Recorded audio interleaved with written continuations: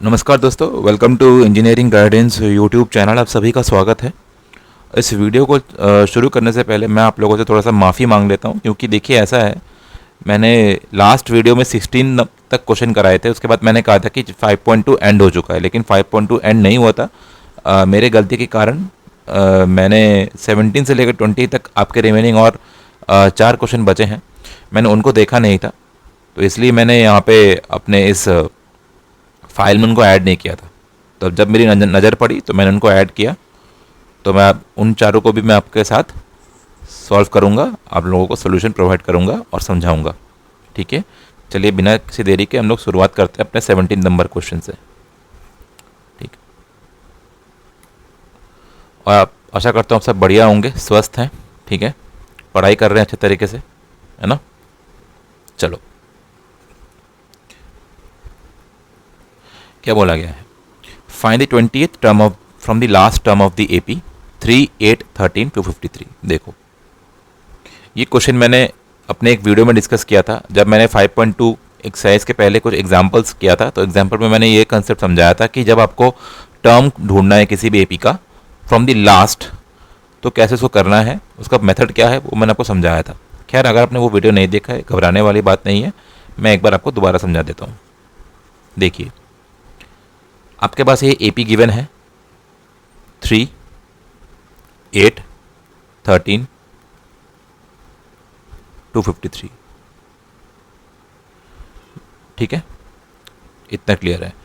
मुझे अब बात बताओ, अगर मैं आपसे पूछूं कि इसका कॉमन डिफरेंस क्या है, तो आप क्या बोलोगे कि common difference will be equal to 8 - 3 यानी कि 5, है ना। इसका मतलब ये है कि अगर आपका लास्ट टर्म क्या है 253, करेक्ट, यही है आपका 253। 3, 3, 8, 13, ये एक टर्म और उसके बाद 253। मुझे बात बता, तो कि 253 के पहले वाला टर्म क्या होगा, जस्ट पहले वाला, इससे 5 कम होगा। कितना कम होगा? 248। ऑब्वियस सी बात है, कोई परेशानी, कोई दिक्कत बिल्कुल नहीं। अब अगर मैं आपसे पूछूं कि इस एपी का थर्ड टर्म क्या है, तो अब क्या बोलोगे मुझे? सर देखिए ऐसा है कि ये हमारा रहा फर्स्ट टर्म, ये हमारा रहा सेकेंड टर्म, और ये हमारा रहा थर्ड टर्म। ठीक है, जिसमें मेरा A3 की वैल्यू कितनी है? 13। बड़ा सिंपल है। आप फर्स्ट टर्म क्या पकड़ रहे हो, इसको आप फर्स्ट टर्म मान रहे हो, है ना। मतलब आप यहां से काउंट कर रहे हो। पर अगर मैं बोलूं आपको कि आप उल्टे तरीके से काउंट कीजिए, मतलब आप यहां से काउंट कीजिए, तो फिर सेकंड टर्म क्या होगा? तो अगर मैं बोलूं यहां से उल्टे तरीके से 20th टर्म क्या होगा, अगर यहां उल्टे तरीके से आपका 17 टर्म क्या होगा, तो आप बता पाएंगे क्या? बिल्कुल बता पाओगे। क्यों, कैसे, समझाता हूं।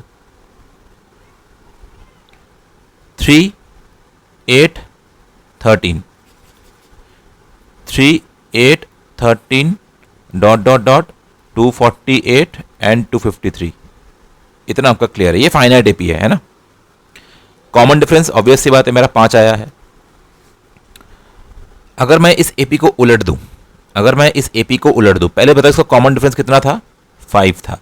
फर्स्ट टर्म क्या था मेरा? 3 था। अगर मैं इस एपी को उलट दूं, रिवर्स कर दूं, तो मैं इसको ऐसा लिख सकता हूं 253, 248, 3, माफ कीजिए, 13, 8 और 3। तो ये दो एपी हैं, ये पहला वाला एपी, ये मेरा रिवर्स एपी, ये पहले वाले का रिवर्स है ना। मैंने इस सीरीज को रिवर्स कर दिया।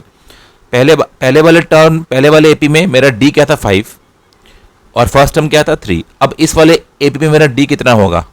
तो डी होगा मेरा -5, करेक्ट। और A1 क्या होगा मेरा? 253। अब यहां से मुझे बोला गया है 20th टर्म निकालो, निकाल देंगे। कैसे निकालेंगे? A20th equal to first term क्या है यहाँ पे? 253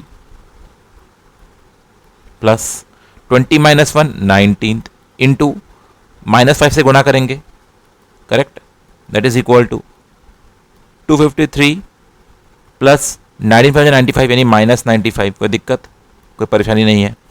तो ultimately that is equal to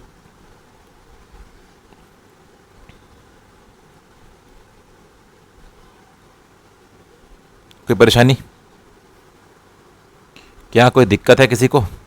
कोई दिक्कत नहीं। यानी कि आपका क्या है कि अगर मैं लास्ट से गिनूं तो मेरा 20th टर्म क्या आएगा? 158 आएगा। यही आंसर है, simple.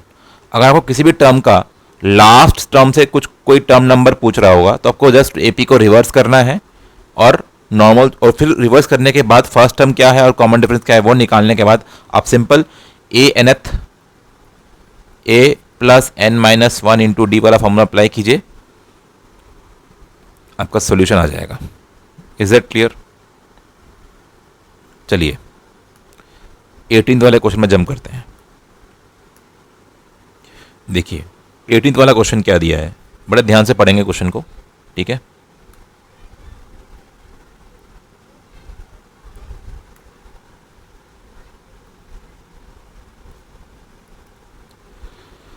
The sum of the fourth and eighth terms of an AP is 24।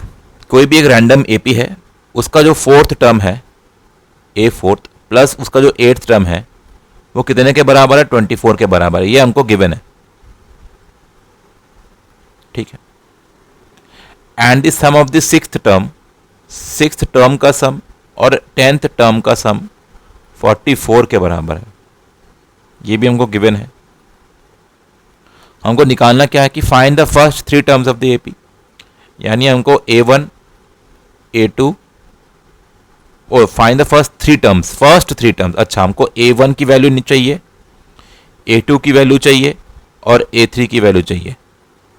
ये अपने को निकालना है। कोई बात नहीं सर, देखिए ऐसा है, a4 का मतलब क्या होता है? First term plus 3 into common difference. a8 क्या होता है? First term plus 7 into common difference. अब ये वाले वैल्यूज यहाँ इस वाले में सब्स्टिट्यूट कर दो, क्या बनेगा? तो बन जाएगा मेरे पास 2a1 plus your 10d will be equal to 24। कोई परेशानी? कोई परेशानी नहीं। a1 plus 5d equal to 12 के बराबर, बिल्कुल फर्स्ट इक्वेशन। a6 क्या होगा उसी तरीके से? What will be your a6? That will be equal your first term plus 5d and what be your a10? That is equal to your first term plus 9d। Substitute करो यहाँ पे भी, तो क्या बनेगा आपका? तो a1 यानी 2a1 plus 14d will be equal to 44, यानी a1 plus 7d equal to 22। ये सेकंड इक्वेशन। Clear concept? बिल्कुल। अच्छा, अब मेरी बात सुनो। a1 plus 5d equal to क्या है मेरा? 12। अगर मैं दोनों तरफ प्लस 10 कर दूं, कोई परेशानी है आप लोगों को? कोई परेशानी नहीं। तो a1 plus 5d plus 10 equal to 22। कोई दिक्कत? कोई दिक्कत नहीं। सर देखिए a1 प्लस 5d प्लस 10, ये 22 किसके बराबर है? इस चीज़ के बराबर है। तो क्या करेंगे? देखो a1 प्लस 7d, अरे भैया a1 से a1 कैंसिल, तो 7d माइनस 5d कितने के बराबर? 10 के बराबर। ओ हो, इसका मतलब 2d इक्वल टू 10 के बराबर, यानी d इक्वल टू 5 के बराबर। कॉमन डिफरेंस कितना आया भैया? तो कॉमन डिफरेंस आ गया मेरा 5। अगर मुझे a1 a2 a3 निकालना है तो मुझे फर्स्ट टर्म निकालना है और कॉमन डिफरेंस पता लग गया तो हम लोग a2 a3 ऑटोमेटिकली निकाल देंगे। कोई दिक्कत? कोई दिक्कत नहीं। तो यहाँ पे पुट करो a1 प्लस 7 गुना d कितना आया? 5 इक्वल टू 22, यानी कि a1 की वैल्यू कितनी? 22 माइनस 35। कोई परेशानी नहीं, बिल्कुल। 3 की कमी, 1 की कमी, माइनस साइन। कोई दिक्कत? कोई दिक्कत नहीं। इसका मतलब सर मेरा पहला टर्म क्या है? मेरा पहला टर्म है -13। इसमें मैं और 5 जोड़ दूंगा तो कितना आ जाएगा मेरे पास? -8 आएगा। इसमें मैं और 5 जोड़ दूंगा, कितना आएगा? -3 आ जाएगा। आपको यही तो बोला था कि फाइंड द फर्स्ट 3 टर्म्स। ये पहला टर्म, ये दूसरा टर्म, ये तीसरा टर्म। क्या किसी को कोई परेशानी है क्या? बताओ रे। कोई दिक्कत? कोई दिक्कत नहीं। तो ये मेरे क्या है? First term, second term and third term of the AP. So required 3 terms, required 3 terms of the AP, required 3 terms of the AP. Correct? ठीक है, समझ में आ गया? चलिए 19th क्वेश्चन में जंप करते हैं। देखो 19th वाला क्या है।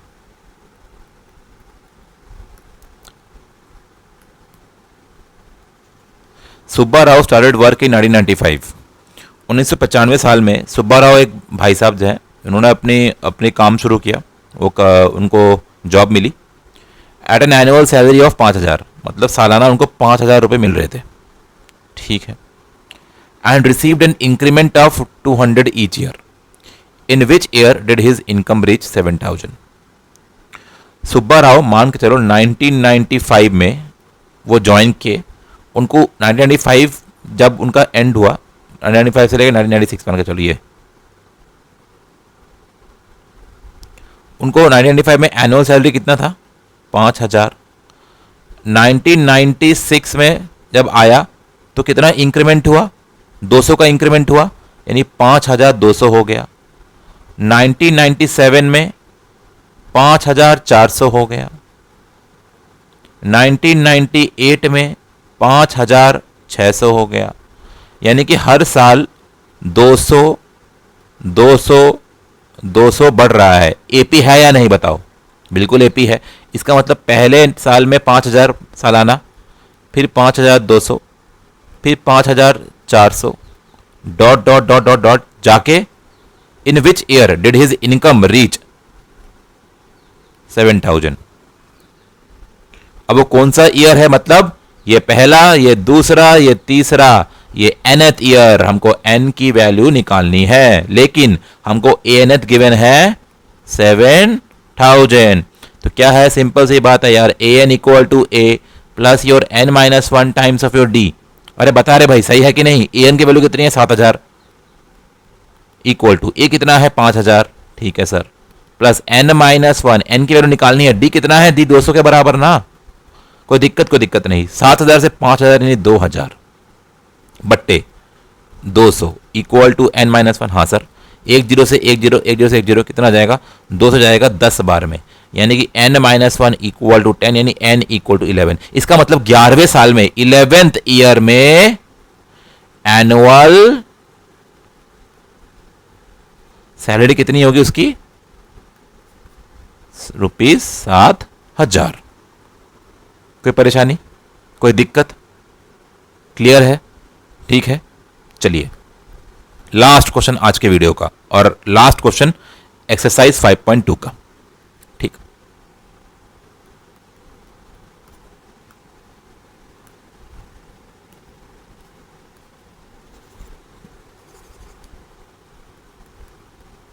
क्या बोला गया है?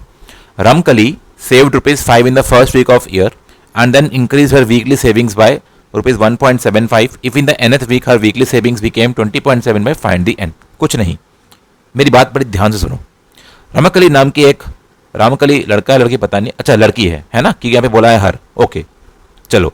तो ये जो बहन है रामकली, इन बहन ने क्या किया कि साल के जो पहला वीक था, फर्स्ट वीक में इन बहन ने कुछ पैसा सेव किया। वो पैसा कितना था? उस पैसे की राशि थी ₹5।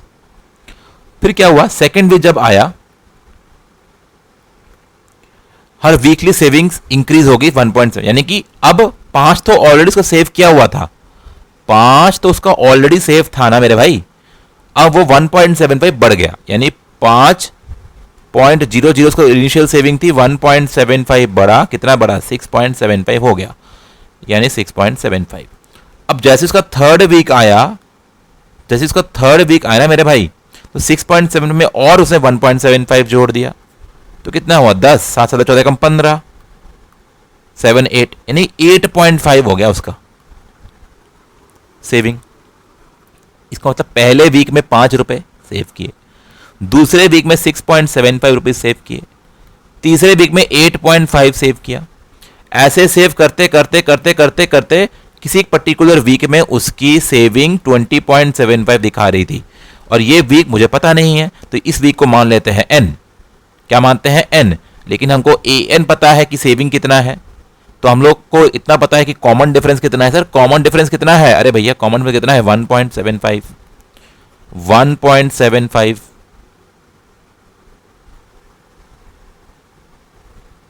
कोई दिक्कत, कोई परेशानी बताओ? ये लो, ठीक है, लो, ठीक है, क्लियर? क्या क्लियर है सभी को? ठीक है, तो कॉमन डिफरेंस कितना है मेरे पास 1.75 का कॉमन डिफरेंस है। कोई परेशानी, कोई दिक्कत बिल्कुल नहीं।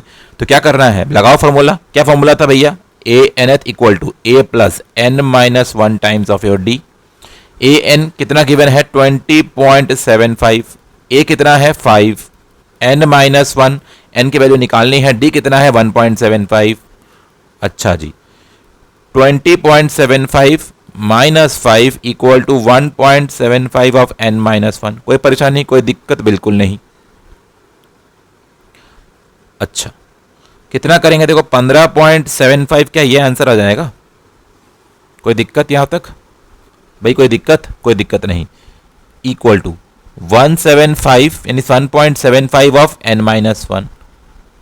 भाई साहब 1575 बाई 175 लिखने में मुझे कोई परेशानी है क्या? कोई परेशानी नहीं है। 5 आ जाएगा 3 बार में, 5 आ जाएगा 1 बार में, 5 आ जाएगा 5 बार में, 5 तिया 15, 2 5 5 5 है 25, 5 6 जा 30, 5 3 जा 15, 5 7 जा 7 9। लो बेटा, n माइनस 1 कितने के बराबर? 9 के बराबर। तो n की वैल्यू कितनी आ जाएगी? 9 प्लस 1 यानी 10।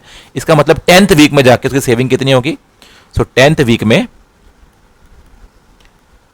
में उसकी सेविंग कितनी हो जाएगी? 20.75 रुपीज। यही पूछा गया था भाई, क्या परेशानी है बताओ? कोई दिक्कत? ठीक है, क्लियर है। पहले वीक में 5, 1.75 बढ़ा, फिर दूसरे वीक में 6.75, फिर 1.75 बढ़ा, तीसरे वीक में 8.5, ऐसे 1.75 बढ़ के एक वीक में देखा गया कि सेविंग इतनी आ गई 20.75। और वो एक वीक मतलब कौन सी वीक? वो एनथ वीक। और एनथ वो सेविंग कितनी है? वो 2.75। एनथ पता है, एन निकालना है, डी पता है, बस फॉर्मूला लगाओ, वैल्यूज पुट करो, आंसर निकल आएगा। क्लियर सभी को? ठीक है, कोई दिक्कत, कोई परेशानी बिल्कुल नहीं। नेक्स्ट लेक्चर में हम लोग sum of n terms AP का हम लोग फॉर्मूला डिस्कस करेंगे, फॉर्मूला को डिराइव करेंगे, and then we will move on to examples and exercise. तब तक के लिए पढ़ते रहिए, खुश रहिए, और चैनल को सब्सक्राइब और शेयर नहीं किया तो प्लीज़ ये काम कर दीजिए, ठीक है। और बेल आइकन को ज़रूर दबा दीजिएगा ताकि आप लोगों को आने वाले वीडियोज़ के नोटिफिकेशन मिल जाएंगे। तो चलिए, अलविदा आप लोगों से, जय हिंद।